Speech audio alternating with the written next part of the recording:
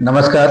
मी advocate Chandrakant Nikam, सहकारी संस्थेचा निवडणूक अधिकारी या नात्याने जे महाराष्ट्र शासनाने दिनांक 19 ऑगस्ट 2025 रोजी परिपत्रक एक काढलेलं आहे, तर त्याचं जावक क्रमांक सहनिती 1625 प्रक 9013. म्हणजे हे सहकार पणन व वस्त्रोद्योग विभाग ह्या मंत्रालयातील विभागाने आपल्याला हे पत्रक काढलेलं आहे. तर आपल्याला सर्वांना माहिती आहे की ज्या सहकारी संस्था आहेत महाराष्ट्रातील त्यांचं सर्व निवडणुकीचं प्राधिकरण म्हणजे त्याचं नियोजन हे 2013 नंतर 97वी घटना 97 कॉन्स्टिट्यूशनल अमेंडमेंट झाली. त्याच्या पद्धतीनं राज्य सहकारी निवडणूक प्राधिकरण महाराष्ट्र राज्य पुणे यांच्याकडे सर्व काही हे अधिकार सहकारी संस्था ज्या आहेत अ टाईपच्या, ब टाईपच्या, क व ड आणि नंतर 2019 पासून ई टाईपच्या या सहकारी संस्था आहेत, त्यांचे सर्व नियोजन करण्याची प्रक्रिया ही ह्या राज्य सहकारी निवडणूक प्राधिकरणांना कलम 77 मधील तरतुदीप्रमाणे देण्यात आलेले आहेत. आता ही जी पत्र काढले आहे त्याचा जर तुम्ही पूर्ण अभ्यास केला तर निवडणुका 30 सप्टेंबर 2025 पर्यंत पुढे ढकलण्यात आले. म्हणजे ह्या आता आज म्हणजे 19 ऑगस्ट पासून 30 सप्टेंबर 2025 पर्यंत अ आणि ब टाईपच्या सहकारी संस्थांच्या निवडणुका होऊ शकत नाही. बरं, ह्याच्यामध्ये त्यांनी पर्टिक्युलरली डिस्क्रिप्शन दिले.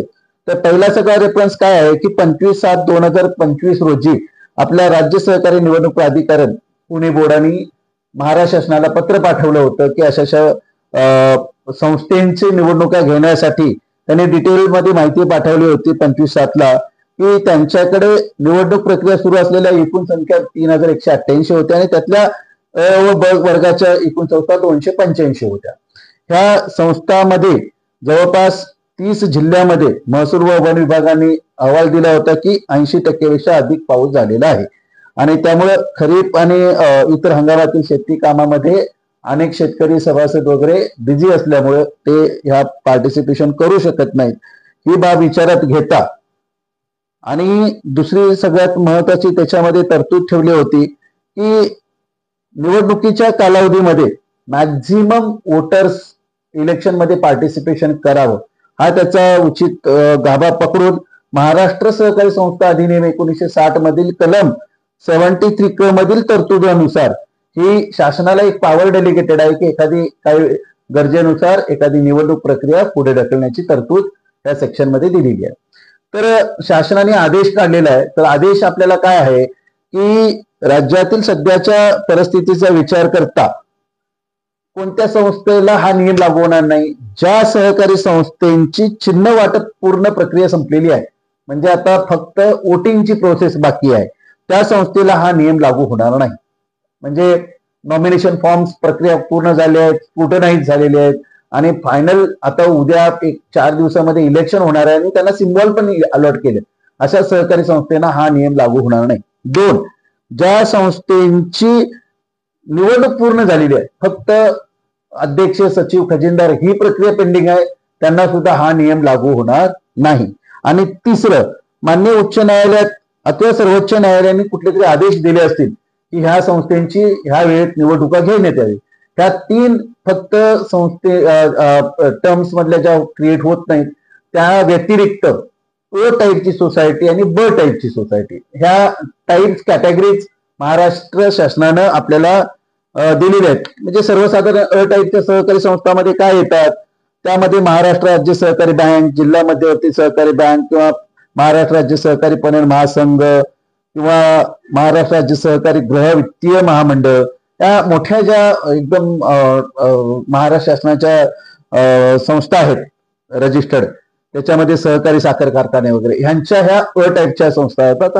आणि ब टाईप मध्ये मॅक्झिमम नागरिक सहकारी बँका आहेत किंवा नागरिक सहकारी पतसंस्था आहेत किंवा पगारदारांची नोकरी संस्था त्यांची 10 कोटीपेक्षा अधिक वगैरे आहेत. अशा टाईपच्या काही विक्री खरेदी संघ वगैरे आहेत. अशा टाईपच्या संस्था ह्या ब टाईपच्या संस्थेमध्ये कॅटेगरीज होत्या.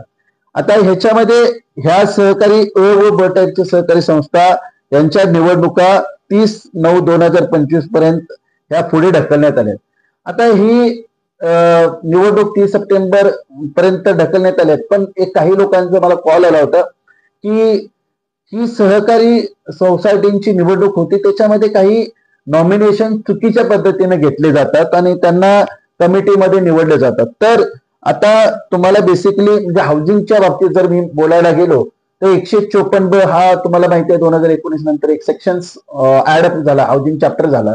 त्याच्यामध्ये पर्टिक्युलरली 154 मध्ये काही प्रोव्हिजन्स दिलेत आणि सेक्शन 154-23 मध्ये अनहर्ता म्हणजे जे कमिटीमध्ये येण्यास एलिजिबल नाहीत, पात्र नाहीत, अशा लोकांच्या कंडिशन्स दिल्यात. त्याच्यामध्ये पहिली अट काय होती, जर एखाद्या सोसायटीमध्ये त्या गृहनिर्माण संस्थेत तो कसूरदार आहे म्हणजे डिफॉल्टर आहे, त्याला त्या इलेक्शनमध्ये पार्टिसिपेशन करण्याचा राईट्स नसतात, किंवा तो एखादा सभासद जर सदनिका म्हणजे काही फ्लॅट्स भाड्याने देणे, पोट भाड्याने देण्याचा वगैरे व्यवसाय करत असेल त्यांच्या त्या संस्थेमध्ये तर त्याला अलाव नाही आहे. किंवा सेक्शन 79 मध्ये किंवा 88 मध्ये किंवा 154B8 मध्ये त्याला शासनाने जबाबदार पकडला असेल एखादी रक्कम भरण्यासाठी, तर त्याला अशा व्यक्तीला डिफॉल्टर्स किंवा त्याचा खर्च देण्यास बांधील असल्यामुळे जबाबदारी असल्यामुळे तोही एलिजिबल होत नाही.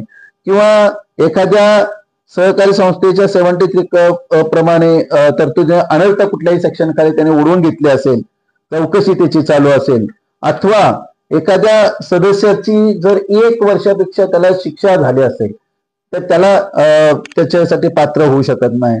काही मुलांना 2002 नंतर जर दुसरा अपत्य असेल, म्हणजे 2001 ला झालाय पण वाढीव तारीख 2002 नंतर जर तिसरा अपत्य जन्माला आला असेल तर तो सुद्धा व्यक्ती त्या इलेक्शनला एलिजिबल होऊ शकत नाही.